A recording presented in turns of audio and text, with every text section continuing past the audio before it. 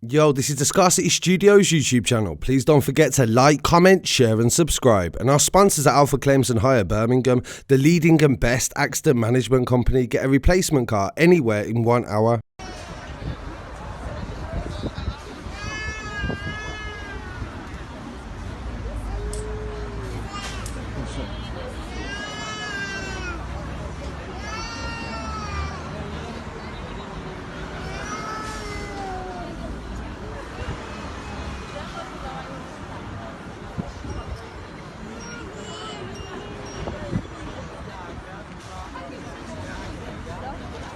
I really appreciate you joining me, and I hope all the listeners are well. As the government announces the closure of schools across the country, England and Wales, on Friday, people have been panic buying across the country after reading rumours on social media of government lockdowns, similar to what they've done in Italy and Spain following the outbreak of the coronavirus, now known as Covid19. There is a reason that I haven't covered it yet on the channel, and that is literally just due to I don't want to fearmonger. I don't want to feed information with little answers. I don't want to cause more questions than answers, because that is what a lot of the news on this has actually done, is caused a lot of fear and also a lot of fake news that has been going around, where people have been taking advantage of people's need to obtain information. And some people may think that I do just share bad news every day when I'm talking about crimes or murders. I'm either trying to answer the questions, explain why it happened, and then try to figure out if there's something we can do to try to stop that happening again. I'm going to reference a lot of different papers in this video, a lot of different sources to try to give the broadest spectrum I can, so you feel like you have as much information as possible about this. I'm going to start with the most recent release, because there's constant updates on this every single minute of the day. But the most recent release from the government is that scientists have warned that if they don't change course, 250,000 people will die of the coronavirus.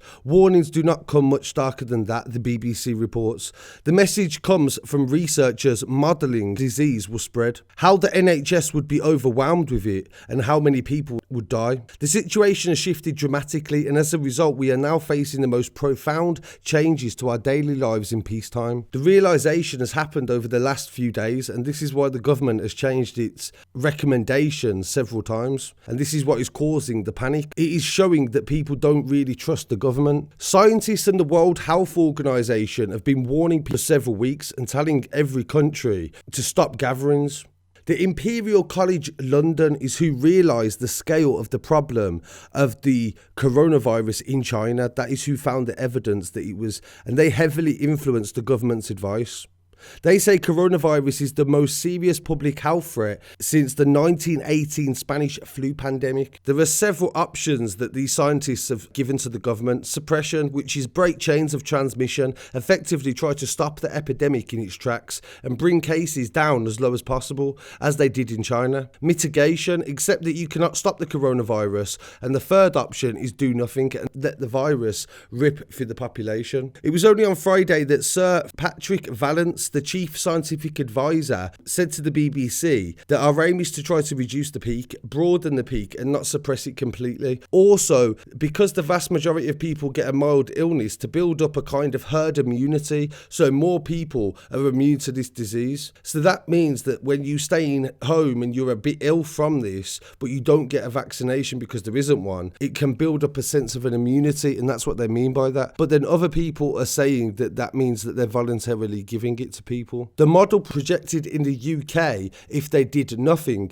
is 81% of people would be affected and 510,000 people would die from coronavirus by August. The mitigation strategy is better, but would still result in around 250,000 deaths and completely overwhelm the NHS in England. First cases in the UK led to this daunting realisation. About 30% of the cases they predict could end up in intensive care, such as ventilators or ECMO machines, which take over the job of breathing from lungs. This is quite simply beyond the ability of the NHS to cope. The analysis established the limits of intensive care could be 8-fold what they are now. In China, currently, they say that 95% of people in Wuhan are still susceptible to the virus, and this was at the end of January. The report suggests that we may have to wait 18 months for a vaccine. So what is coronavirus and where did it start? I'll be referencing the Telegraph in this part. The coronavirus is spreading fast, with more than 204,000 people that are known to be infected with it and 8,200 deaths that have been recorded, including 71 people, which has risen today to 103 in the UK, that were diagnosed with the virus. While the outbreak started in China, the bulk of cases and fatalities are now outside the country and the virus is spreading internationally. Coronavirus is a family of viruses that cause disease in animals. 7 of the viruses, including the new one, have jumped from animals to humans. These most of the time just called cold-like symptoms. 2 other coronaviruses from the same strain, Middle Eastern syndrome, which was MERS, and severe acute respiratory syndrome, which was SARS, which everybody should remember the SARS outbreak, and that killed 1,500 people in 2002. The new virus, officially called Covid19, is also dangerous. So far, and 20% of confirmed cases have been classed as critical. So far, 15 to 20% of hospital cases have been called severe,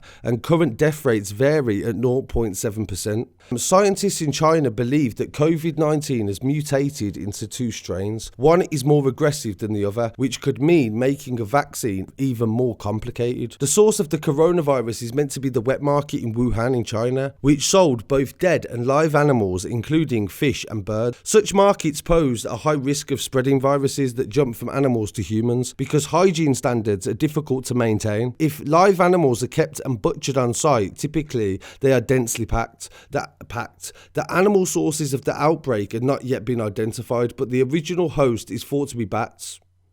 Bats are not sold at Wuhan market, they said in this article, but may have infected live chickens or other animals sold there. Bats host a wide range of diseases, including Ebola, HIV, and also rabies. An elderly person with underlying health conditions became the first person in Britain to die from the disease. Royal Berkshire NHS Trust confirmed on March the 5th. Since then, a total of 71 people have died, since increased. Police have handed unprecedented powers to force those at risk of coronavirus into quarantine amid fears that 2 GPs have passed the virus on to patients. Everyone in the UK must now avoid pubs, restaurants and non-essential contact with other people. Boris Johnson has said he has implemented the biggest restriction on civil liberties in peacetime. There is a specific treatment. Also, doctors are trialling existing drugs for viruses such as Ebola and HIV. Early results seem promising, but full clinical trials have yet to be concluded. Doctors cannot be certain that the drugs are effective. How is the coronavirus spread? Like cold and flu bugs, the virus is spread via droplets when a person coughs or sneezes.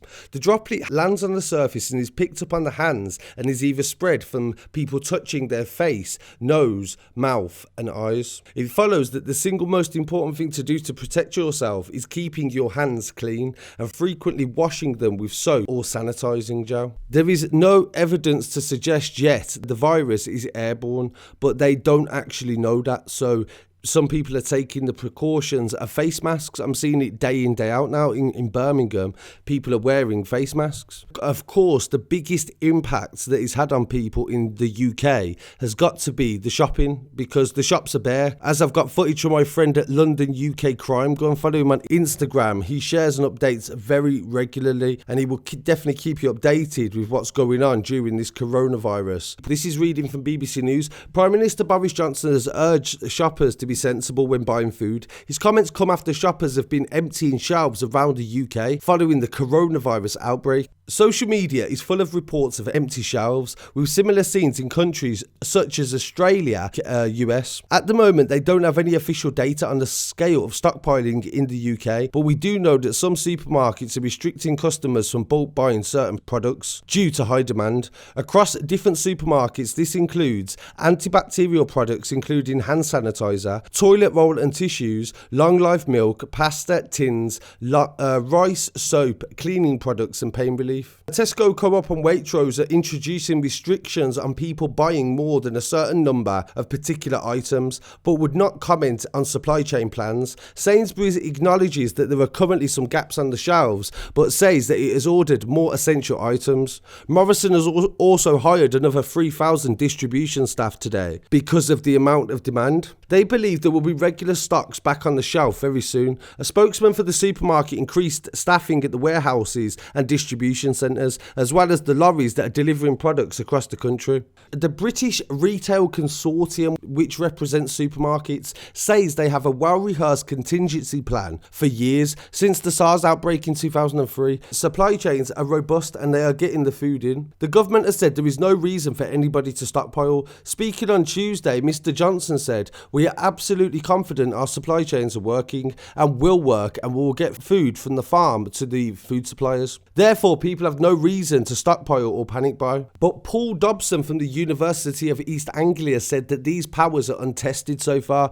and they've never had to deal with something on this scale. And that is a very good point. So, of course, try to be reasonable and understanding of your neighbours. You do need to take precautions because nobody knows for sure what is going on exactly right now. And I thought it would be interesting to reference somebody that actually experienced this in Italy. Italy went into lockdown where the police enforced an actual curfew, and also nobody could walk the streets unless they was going to the shops. But this is what people have to understand, is that they still let people go to the shops. There was no restrictions on that. You just couldn't gather and you had to stay indoors during the majority of the day. So I think it's good to try to get a broader perspective and just see people that have actually experienced what's going on, to try to avoid panicking, because panicking doesn't solve anything. It just means that people suffer and somebody else will end up suffering because of it. But I'm definitely going to keep you all updated in the coming weeks as to what is going on with this pandemic, with the virus. And I really appreciate it if you commented, shared this subject, and also